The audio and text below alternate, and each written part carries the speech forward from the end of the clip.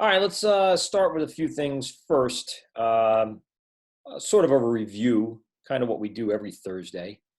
We talked about creating MIDI tracks. And from the very start of a project, you're given the opportunity to create an initial MIDI track. So it looks like this when you get into your first project. And obviously, we're going to be using this software instrument option here where you can create a brand new software instrument. When you create a brand new software instrument, the software gives you a default instrument found over here in the library. Usually, I think it's like a piano or a synth or an organ or something like that. And then we have the ability using this library to change that. So when we change an instrument, let's say that the trumpet's here, we change that instrument, you can see what happens inside of the track that's right here. Right now, the trumpets are using something called the EXS24 generator. We will talk about sampling and doing fun stuff with that later in another week's lessons of very, we'll say advanced MIDI editing. It gave it an EQ, which really has no settings at all. And this is what, and it gave it some buses, probably over to a auxiliary track, which it does. You can see there's a small hall, large church. These are reverb spaces that give it, some sort of space and size. So as we play the notes, you can hear there's a little reverb tail there. And if we look at the mixer while we're doing it, you can see the large church and the small room are active. So these two auxiliary tracks are feeding the master as well, giving it like size and space, and it's not just some flat signal. The great thing about the library, all these patches have their own settings. So as soon as you click on a track and you pick, let's say, a vintage mellotron and you go into a cello, right? A lot of things change here. You can see that now I'm still using an EXS24 to generate the sound, but it's going through an EQ that definitely has some sort of changes, a pedal board, an amp. Let's see what this sounds like. Right? And also has a bus to bus 5, which if we look over here, it's a small reverb plate, nothing too crazy, just a very small reverb, just to give it a little bit of space and size in a room. So that's the great thing about patches. We learned all about that. Then we started talking about actually creating MIDI notes, recording MIDI notes. So if I click on my track and hit record, and I have now the ability to go in and record the notes that I want to. I have a keyboard, a MIDI keyboard here that allows me to create those notes.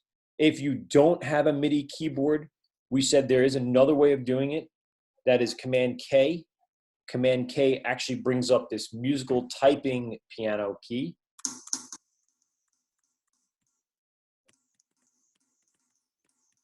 I'm just hitting A and S on my keyboard. So you could record MIDI notes that way. You don't necessarily need, per se, a MIDI controller, but you do have the ability to do it without one. It's not the best thing in the world. Obviously, you're probably more inclined to want to use a real keyboard, but there's always an option for people that don't have one. All right, so then we went in and recorded MIDI notes. As you can see, our little Sunset drum kit here has some MIDI notes built onto it. And we started talking about how to edit those MIDI notes, what to do with them, how to look at them. And we looked at this piano roll MIDI editor. So we went through all the functions, we went through all the buttons, we talked about some of the tools. One tool that I do want to kind of talk a little bit about today is the Quantization Tool. We didn't really talk about that. It's right here, Quantization Tool. So this one's very much the same thing as what we did with quantization. When we clicked and highlighted MIDI notes, we were able to just hit the Q button, and we had to set our obvious quantization level, whole note, half note, quarter note, eighth note, 16th note, and we just hit the Q button and they snapped to their grid line. Now, if we did not want to do it that way, we wanted to do it note by note. Some notes are going to be quantized, some notes are not going to be quantized. Let's just see what the quantization tool can do for us. So I'm going to zoom in a little bit. And now I'm going to purposely shift these off just a little bit, right? Just a couple of these here and there, a little ahead, a little behind where they're supposed to be. Now we know, like I just said, that if we highlight these notes and hit the Q button, they'll snap to their grid line, as you can see. But let's say I didn't want to quantize all of these. I feel like the one that's ahead is actually really cool sounding, gives it more of that humanistic sound. So instead of quantizing the entire bank or the entire clip, I can do it note by note. To do that, again, to get and call up my tools down here, click on a blank space, hit the T button, go to Quantization Tool, which is the Q button. Now I can just click on a note, and note by note, I can quantize it. Quantize this one, just clicking on it, click. This one I'm going to leave alone, and then this one I'm going to quantize and click. So that's basically a note by note level quantization. I do like doing this sometimes, especially when you want to keep things a little humanistic as opposed to having things that are very, very robotic or sequenced.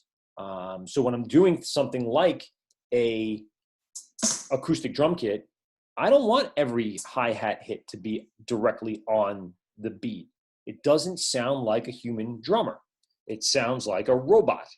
And a lot of times when I listen to electronic music, you can actually pick this out very easily.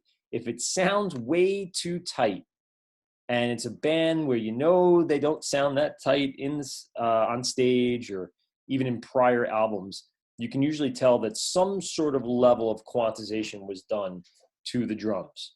You can also tell when there's real drums versus electronic drums. Now, we are going to get into having to sample drums, which gives us another level of humanistic ability, natural sounding drums. But this is one of the elements that I would use individually quantizing notes just to keep it a little raw so it sounds like it's a real drummer and not some machine in the background. So I'm wrapping up loose ends as we're doing the review here today. All right, go back to my pointer tool. I'll quantize this bad boy up and just leave it where we had it. So like I said, we did talk about quantization, scale quantizing, and velocity changes per note as well.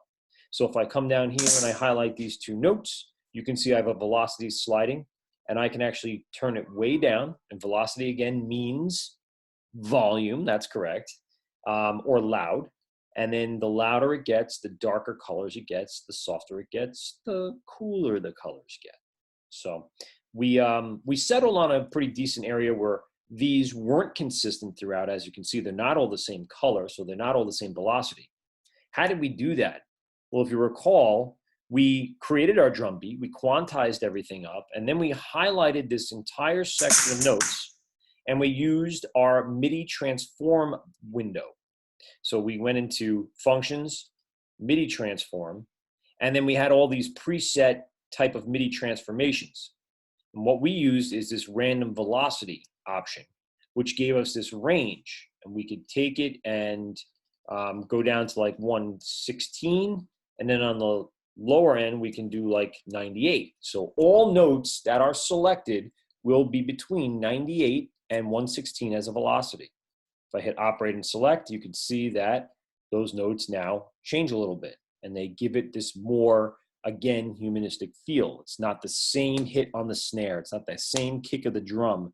It's a little more or a little less every time. Very, very subtle to make it sound a little less robotic, a little less electronic. So again, this is what that sounds like, or not.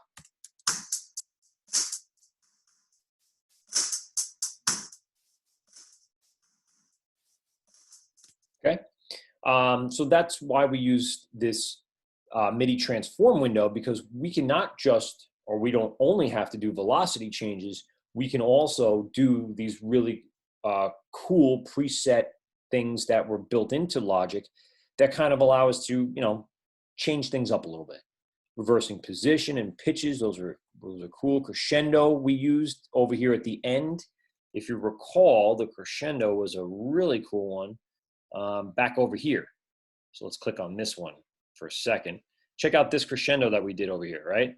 We just did a whole bunch of snare hits at probably a 16th note, or probably less than, actually. Alexis, I'll get to you in just a sec. And this was a buildup, almost like a snare roll. So let's listen to how that sounds, right? So that sounds really pretty natural. And when we integrated that in with the other loops back here, I'll take it off this, it gave it this nice little buildup.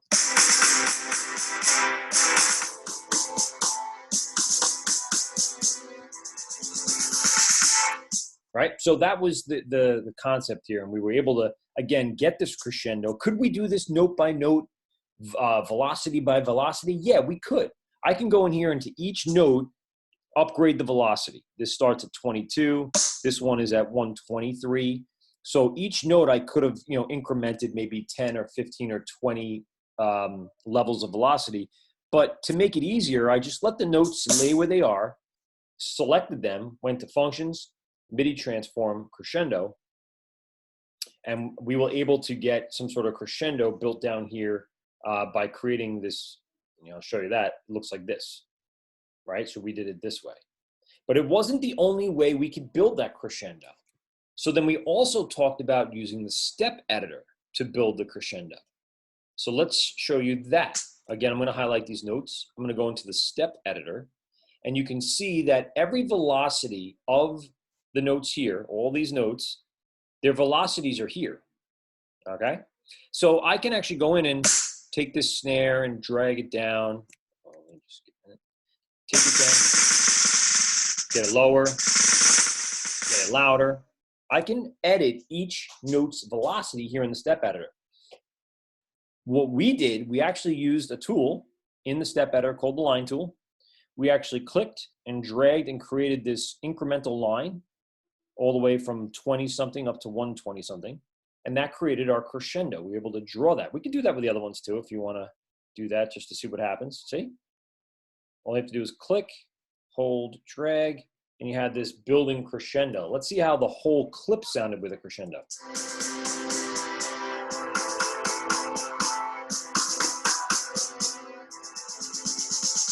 We did that last week, a couple days ago. And we found out that we liked the snare happening by itself with the velocities left, but the crescendo at the end was definitely necessary. So that's what we did. All right. So there were two ways in the end that we could build that crescendo. We could do it with manipulating velocities here in the piano roll. We could do it note by note in a small group or the whole clip. And we can also manipulate velocities over here in the step editor. All right, go ahead, Alexis. What was your question? You answered it for me actually, but like I'm kind of confused when okay, so like when you go into the functions like window, does that like help quantize the drums? Like because so, are you talking about the MIDI transform? Yeah. No, so like I said, the process would be this. I'm just gonna mute you for a sec. So the process would be make your drum beat. All right, we could do it right now. It'll take 2 seconds just to make something else out of this. Well, that's the wrong drum kit. Here we go. I'll do something like that. All right. So let's do a quick recording. I'll show you the entire process, how I would use that right now. So let's do a record.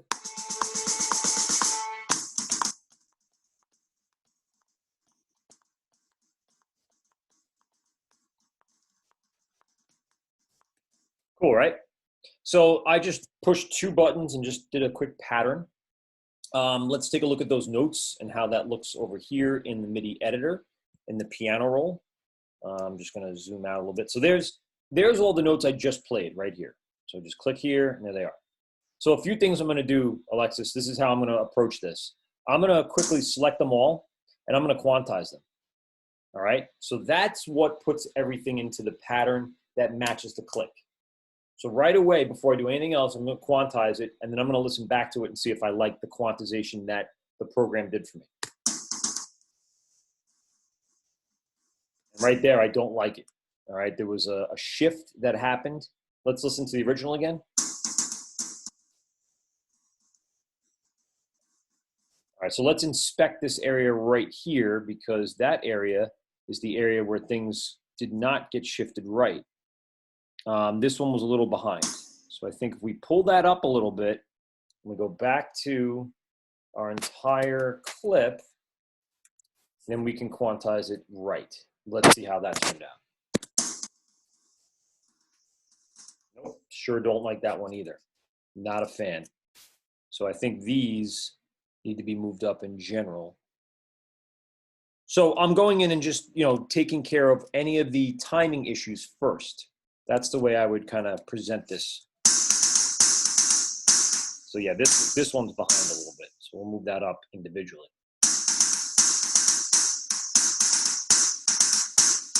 Now, I'm not a fan of any of this. Not a good performance by me, that's for sure. Let's see if I can naturally move this one up. Nope, don't like that either.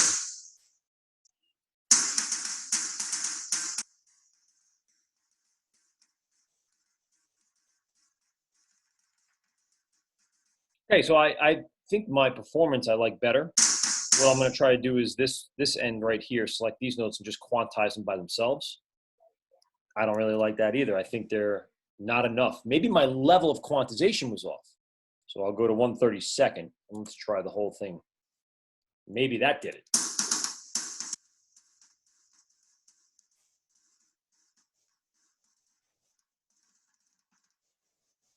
That's not terrible. So we'll leave it as that for now. All right, so first things first, I got my timing down. Now I'm going to talk about velocities. So that's when I went into the MIDI transform. I went to functions, MIDI transform. I'm going to do random velocities between a range of, let's say, 121 to about 98. So I'm going to operate and select. All right, and you can see now all those really dark reds are gone. There's a pretty consistent range of notes throughout. Very cool. And instead of maybe this back just being a regular roll, maybe we'll do that crescendo like we did with the snare drum. To do the crescendo, what I'm going to do, the easiest way for me is using the step editor. So I'll highlight these notes. I'll go over to step editor right here, and then I'll build that crescendo using the line tool. So I'll just do this for this one, and I'll just do this for this one. Let's take a look at what it looks like in the piano roll, and you can see the colors are all changed. Let's listen back, and why don't we put some tone with it? So I'm just going to loop out those violins again and make them their own clips. So let's listen to it now, the violins with the toms here.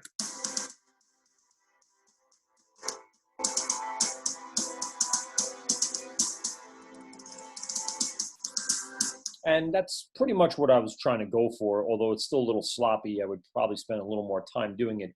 But I wanted you to see the process. It's step one, quantize it and get it to the timing you want. Step two, fix the velocities if you need to. Change them the way you need to using the MIDI editor down here, and then going into MIDI Transform. Use this. This is a powerful tool here in the MIDI editor that you can do all sorts of crazy stuff with. And then lastly, and to get that crescendo, I find it much easier to use step editor than actually using the MIDI Transform crescendo, because I have full control over the pitch of the level that I'm making that on. Does that make sense, Alexis? You good with that now? Yes. Cool. All right, so with that said and everything else that we were talking about, let's move on to what else we were doing this week, and that was using Vero. So we also talked a lot about the difference between MIDI and audio. MIDI, we know in a project like this that has no audio, we can speed up and slow down the project very easily simply by just changing the BPM. And again, my Zoom thing is getting away, so I'm just gonna move this down a little bit. If I go into my display bar and I just go 160, I know I can speed up this project. All right, this is what it sounds like at 160.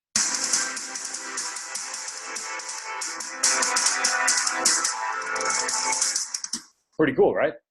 Yeah, so I can create project changes very easily using this.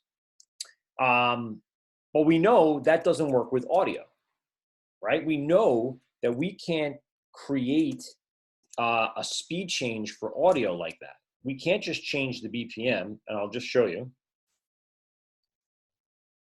Oh yeah, I didn't change my input yet. Yeah. There we go. So we know we just can't change regular audio recording speed like that. So let's see how we do that. Very quickly, I'll record. So as this is playing, you're not going to hear it, but you're going to hear my voice.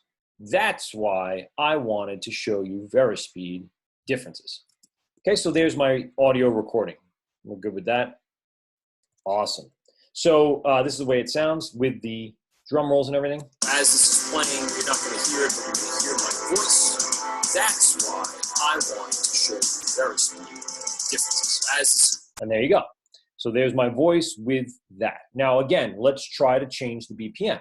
160. What happens is the audio looks like it gets stretched out and longer, but that's not what's happening. That's the wrong perspective.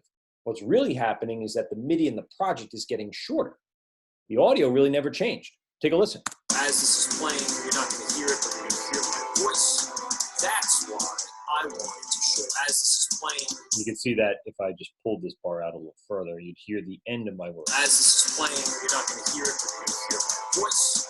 That's why I wanted to show you very speed differences. As this is playing, you're not going to hear. Yeah, so that's the main point here, is that changing BPM of a project really doesn't change anything related to audio. So we have to find ways to have audio change with project settings. Now, we did kind of touch on flexing, which is a method that you could use to flex this track longer and stretch it to match the size or speed of a MIDI track. Yeah, we can do that. There are other ways. In fact, we talked about using VeroSpeed as a method to do that. Quickly, to get VeroSpeed into your project, you do have to kind of change your toolbar preferences. You right-click on the bar over here, and you have to activate VeroSpeed. With VeroSpeed off, you don't see it. Even with anything not custom, you don't see it. In fact, this whole area is grayed out. So to get VeroSpeed to be active, again, you have to go custom. You have to click on it, and there it is right here in the middle of the progress bar, or the, let's see, right here. Okay, right at the display bar. All right. We talked yesterday very briefly about the 3 different types of VeroSpeed. We have speed only, we have speed and pitch, and we have speed with MIDI. So speed only really doesn't help us in regards to audio. Let's change again by 30. Oh, 1 and then 2 and then 1. Great. So let's go in here and do 30%. Right. So watch what happens here. That's here it is. As this is playing, you're not going to hear it, but you're going to hear my voice. That's why I wanted to show you VeroSpeed differences. Okay, so it did change MIDI and audio speed. Everything is still locked in to our 4-bar loop. Awesome. Let's see what happens when we do speed and pitch. Same thing, 30%. What happens? As this is playing, you're not going to hear it, but you're going to hear my voice. That's why I wanted to show you VeroSpeed differences. So we have the ability to change speed without pitch. We have the ability to change speed with pitch. And now let's see if we have the ability to change it with MIDI. So we're in VeroSpeed and MIDI. As this is playing, you're not going to hear it, but you're going to hear my voice. That's why I wanted to show you VeroSpeed differences. And I know you noticed that in the speed and pitch, the instruments did change their pitch, but they changed even more so here in the MIDI. Now, I've been doing a lot of units in regards to percentages. You see that I've been doing percentage changes, but here's where it really starts clicking in, and this is one of the miscellaneous things I wanted to wrap up today with, because we spent a lot of time yesterday with it. What the hell is that? What are you doing? Are you hacking? Who's touching my thing? Let me see what's going on here. Let's do a new share. I must have done, I don't know what I did. Okay, let me stop share. Let me go back to share. There we go. Whoops. Sorry, I must have used a pencil here and an annotate. Must have clicked too many things. All right, so anyway, yeah, these speeds are only being done right now by percentage. But like I said, we don't have to use percentage. I didn't get to that yesterday. What we can do is we can actually use them in percentages. The one that I really like is resulting tempo. We can detune by very small amounts of, let's say, pitch. Instead of full octaves or full notes, we can do semitones and cents. So these are really just tiny changes to the pitch. And then we have a tuning reference where we can actually use hertz. We know the A above middle C is 440 hertz. So we can use that as a reference to then change the entire tuning of the project using VeroSpeed. All right, so here's what I'm going to do. I'm going to just do speed only because I don't want to change the pitch of anything right away. I'm going to go ahead and go to resulting tempo. And my project is at 120, but I'm going to actually get myself into a 150 tempo now.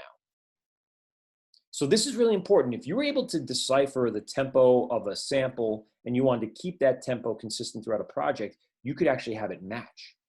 That's awesome. Let's take a listen. As this is playing, you're not going to hear it, but you're going to hear my voice. That's why I wanted to show you very differences.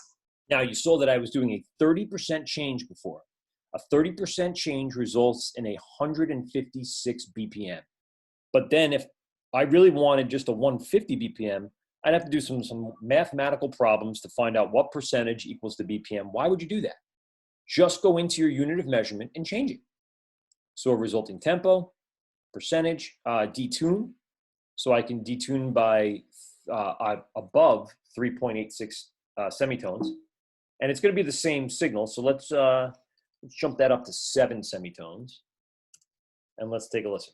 As this is playing, you're not going to hear it, but you hear my voice. That's why I wanted to show you very different.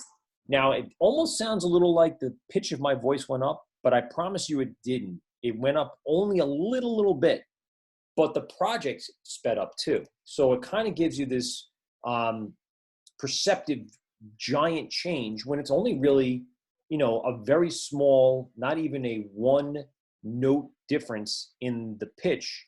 And that also results in a speed up of the project. Well, let's see what else we got. Tuning reference. This is interesting. So if I really wanted to go 440, let's see what that is. As this is playing, you're not going to hear it, but you're going to hear my voice. That's why I wanted to show you very differences. And that really doesn't look like much of a change to me. So if you know musically what we did here in the piano, we were in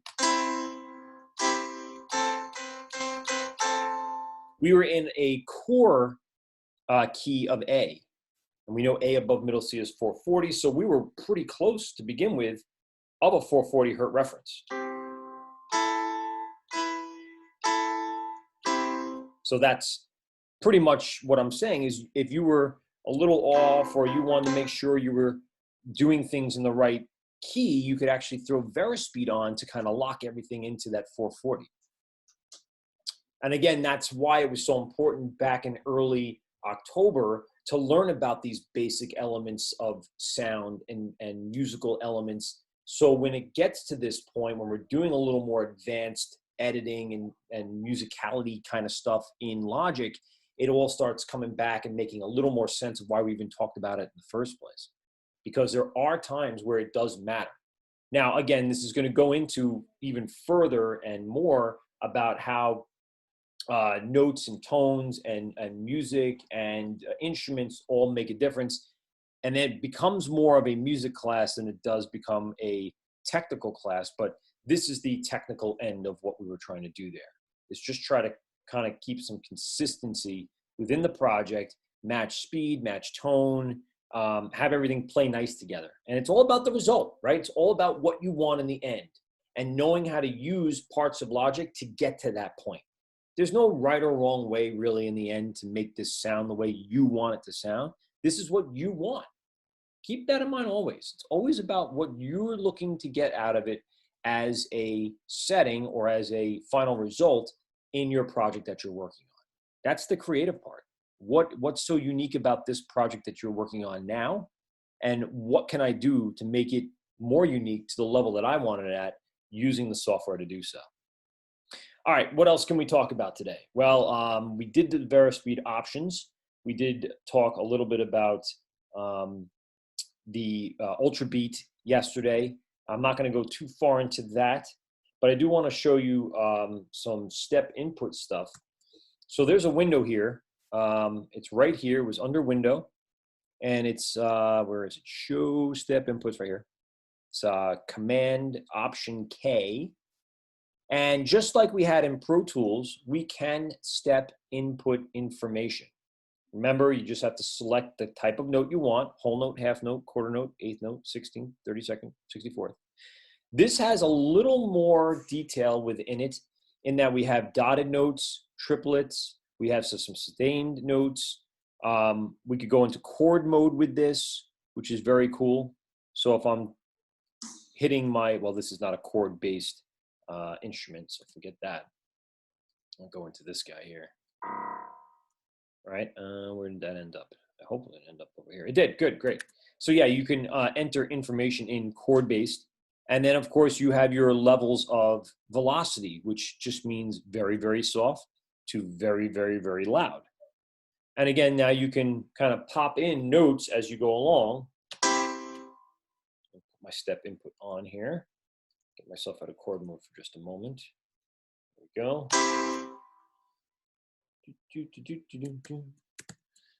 Cool. Just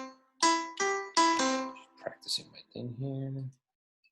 Step input keyboard. Probably way too loud and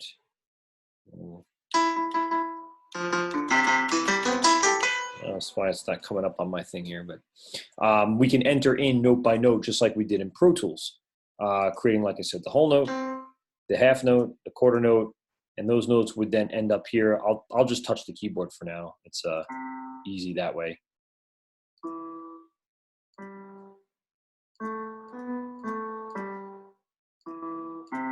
And that's it. I'm just clicking on notes. Let's see what that sounded like.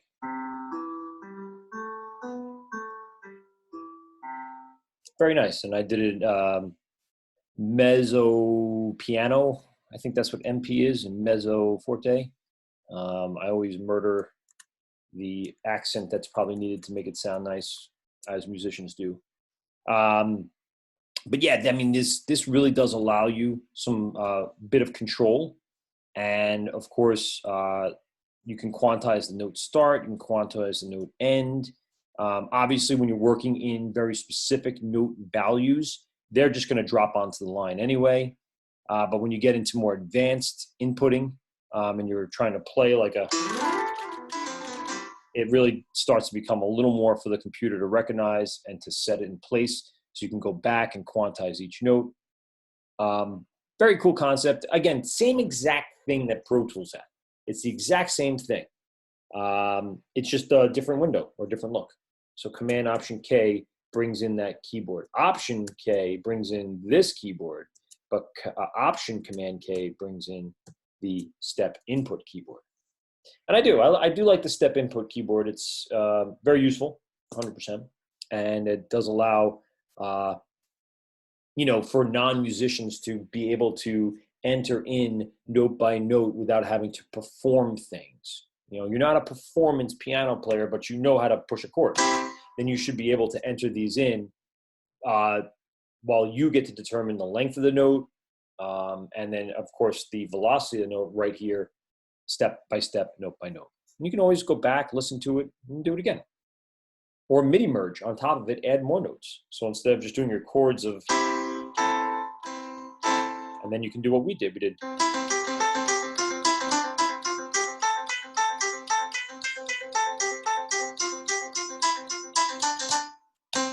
Right? And you can add your little leads in there with the step input keyboard.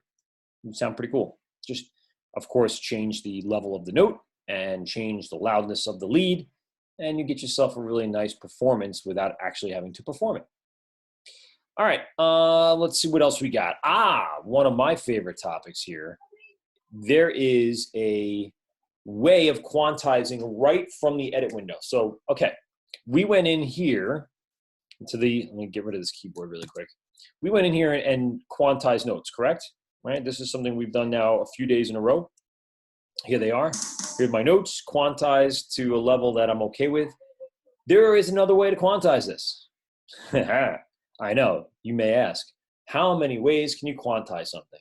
A lot, actually. That's what makes most of these digital audio workstations, or DAWs, so powerful. Lots of different ways, and then you get to decide on which way works best for you.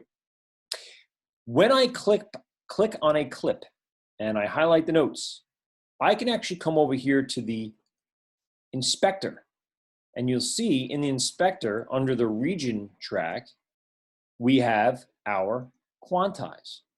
Now, this is a more global quantization. Remember, I'm on the track. Even though I'm on a clip, I'm still selected on the sunset track.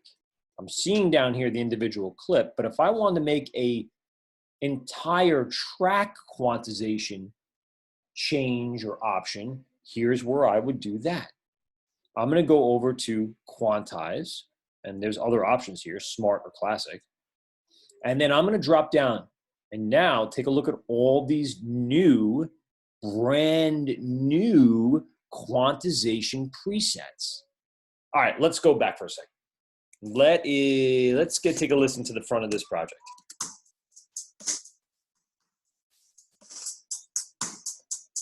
Okay, just so you're familiar with how it sounds. We'll start with just this one. Now I'm going to go ahead and I'm going to go into my quantization and I'm going to change it. I'm not going to use standard quantization. I'm going to use these crazy ones that are over here. Let's do a 1/16 triplet. You'll see something happened over here. Did you see that? Look right here. Watch what happens when I undo it. Oh, that little note moved. Redo it. Oh, that little note moved.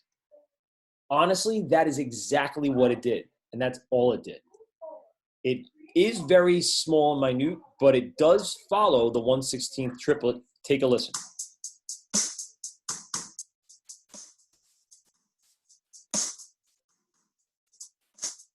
That little stutter changed the performance. Let's see what else there is. Let's go into a 1/8 swing. Okay, cool. Let's see what happened.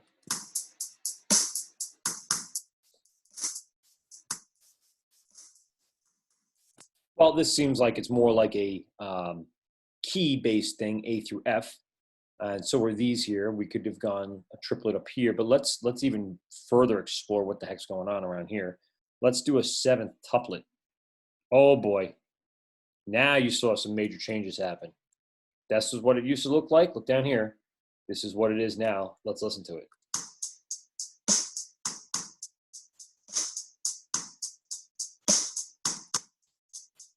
That's a whole new performance. That's a whole new performance on this clip. Entire brand new thing. What else is there? Let's mess around with a 1/16 and a 1/16 triplet. Anything major? No, just that little guy popping over there again. 1/8 triplet. Just that one guy, man, just likes to mess around with that one little note on those triplets. But there are some bigger changes, as I mentioned here in the tuplets. The 5 tuplet quarter. Whoa, let's see what that sounds like.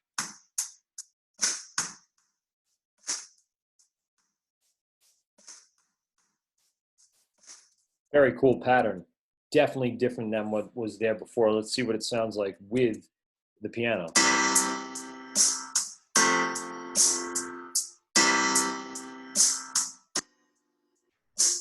Gives it a brand new feel. It used to sound like this. And now it sounds like this.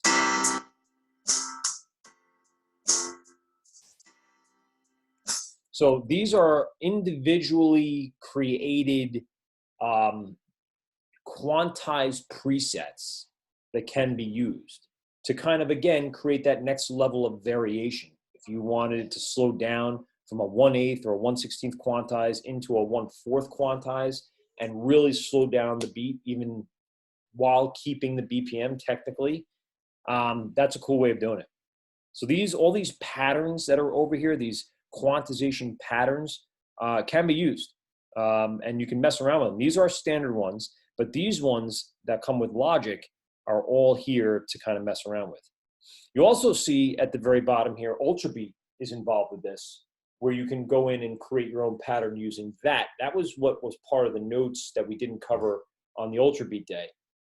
That Ultrabeat kind of allows us to, and basically feeds us these types of different quantization patterns. So that's really the thing that's kind of coming up with these ideas. But then, now wait for it, then there's actually a groove template that we can use. So since I made this groove, this pattern of 1/16 hi-hats, and then every quarter note comes a kick and a snare, we can actually make a groove template out of this and apply it to another clip. So I'm going to click on the Steinway this time and that track. And let's see if we can apply that groove template to it. Did I not do that? See, groove. It's not letting me get in there and do it. Maybe I should have saved it. See if that was there. It's not there right now. So let's go back into this clip. Let's go to quantization. Let's say make groove template. And now it's not letting me get in there and do it. But we can actually save it as our own preset, be able to take the pattern that I originally created, make a groove template out of it, and apply it to another track. So then I can have things like a acoustic kit match up with an electronic kit. That's a cool way of having, and as a mixer, being able to do what we were doing last week, again, this week, but earlier this week. We took that drum kit, that same pattern, which is, I guess, right here. Take a listen to this. Right, same pattern. Great. But we can actually see that when we added that ultra beat that was a little faster, kind of changed that feel.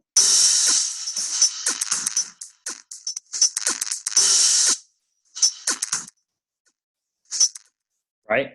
But what I could do is I could actually have this groove that is created for me, save that groove and apply it to this groove, or vice versa. Have this particular track's groove be my template, be my groove track. You can see, by the way, they're here. I didn't apply them yet. Make groove track. All right, and then I'm going to come over to my sunset, and I'm actually going to apply it to these ultra beat ones. All right, so let's see what we got here.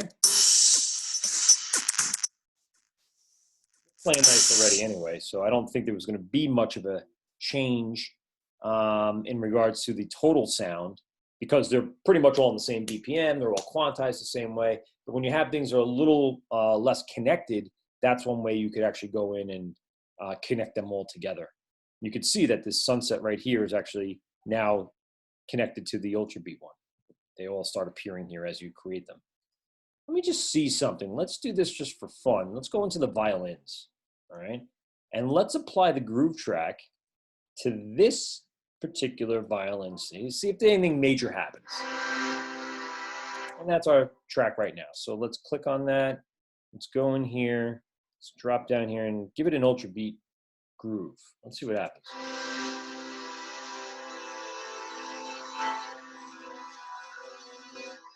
Yeah, again, since it's all been quantized together, probably not the biggest changes in the world.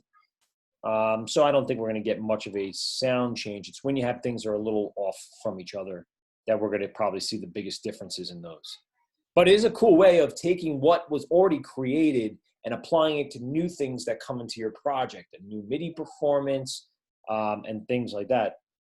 So we know we're making these, we call them groove templates, but there's also something called groove tracking. And before we end today, this groove tracking is not going to be on the test. This is a precursor to what we're going to do in an upcoming lesson, maybe next week or the week after. I want to show you something really cool that applies to more of a global track idea than just our clip-by-clip idea. So here's what I'm going to do. I'm going to actually use these two right here that we have as a reference, because we know they work together. That's my acoustic drum kit on the top and my ultra beat on the bottom, all right? I'm gonna actually have them play off each other a little more. Let's see if we can make some magic happen here. I'm actually gonna take the quantization off for now, just because I don't want anything interrupting what I'm about to do. Okay, good. So what we're gonna do is actually we're gonna change the track header a little bit. We're gonna right click on it, and we're gonna go to track header components, and we're actually gonna go down to groove track. Oh yeah. Groove track. When I clicked on that, not much happened, right? Did you see anything in the track header change? I didn't. What does change is as I move my mouse over my track numbers, I've got to click in here, you'll see that little things start popping up over my numbers. First thing that comes up is the star. The star is going to represent the groove master track. This is the track that all the other grooves will go off of. So I'm going to go ahead and click on that as my master track. And now you see another little lane pop up in all of my tracks. So this is the one that's going to be the commander, the captain. All these other tracks now can fall in line with it if I just check off their boxes. I don't know if you saw, but let's go over here. Watch what happens to my piano as I click on this box. Watch. Do you see them shift a little bit? See the little shimmy shift that happens? They're going off of this clip to know where to be in the project. Let's take a look at my violins. Do they shift when I do it? Yeah, ever so slightly. They do the little shimmy shift. Their note length changes. Their positioning on the grid line changes a little bit. Let's see what happens to my ultra beat when I do my shimmy shift here. Ready? I'm gonna click on the box. Whoa, in this case, in this groove, there are notes that go missing. Let's hear what happens when I let my sunset track dictate the way this project is supposed to go in regards to its groove. Here it is without it. No, I'm sorry, here is with it.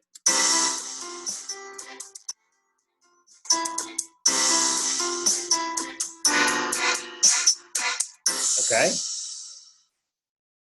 Let's undo all that. Oh, let's not undo those though. Don't do that. Let's turn off groove tracking. Or let's, there we go, turn it off that way. All those little notes came back in here. Do you see those? Let me go back to this. See, now they're all missing again. Let me turn it off and take a look at the ultra beat again. Turn it off. Those notes come back. See, they all came back. Put it back on. All those notes disappeared again. All right, so I'll do it again. Here's without groove tracking.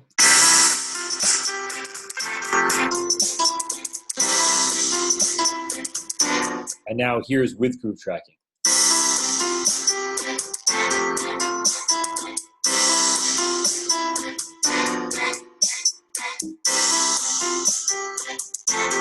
The difference is slight, but it's very obvious when you look at the clips what is going on. We will spend a little more time with groove tracking when we do more of our advanced MIDI sessions, but I just wanted to show you that because we were in the range of talking about how making grooves, changing patterns, using different quantization patterns can really give us a different feel.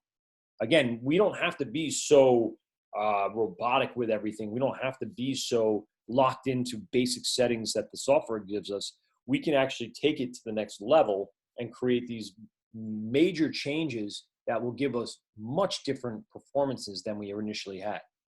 But it all does start with what we talked about on Monday, starting that first MIDI track, recording that track, quantizing that track, playing around with the velocities, getting it locked in, looping it out, making real loops, making loops into real clips.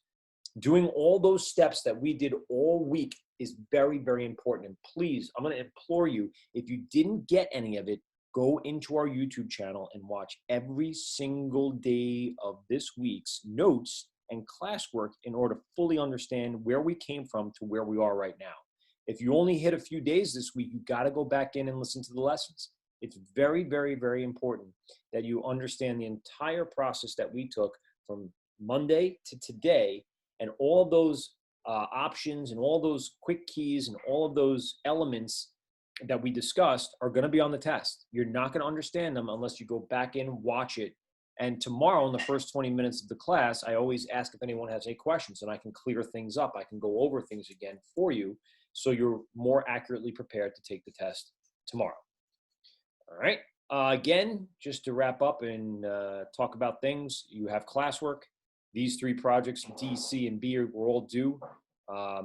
B was due on the 27th. That was 2 weeks ago. D and C were due last Friday. You have another project due tomorrow. You have another project coming. And quiz tomorrow as well. And anyone who didn't take quiz 21, you still have to take it. You still have to send it in. You still have to submit it.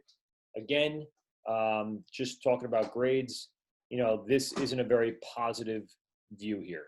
There's way too many people missing way too many things, and you have way too much time to sit there and think that this is all just going to go away. It's not. Unfortunately, it's not. It's the new normal. You guys are going to have to figure out what you need to do to succeed here for the next few weeks. All right.